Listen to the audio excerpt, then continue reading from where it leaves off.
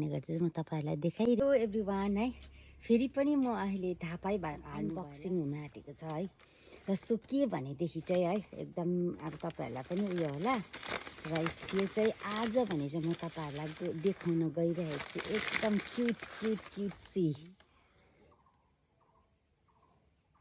यो पनि एकदम यो चाहिँ अब तपाईहरुले प्राय पुरानो है यो पनि नयाँ हो।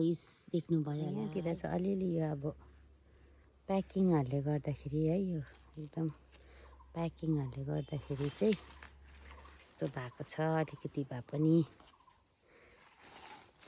यहाँ मेम्बरहरु चाहिँ हेर्नुस् है।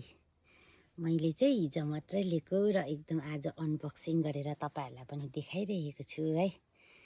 सो मन पर्यो होला कमेन्ट्स गर्नुहोस् कस्तो लाग्यो। यहाँ यति दामी हुन्छ क्या यसको चाहिँ अब ठुलो भएर झन् है पछि फेरि भिडियो हाल्ने छु साथीहरु।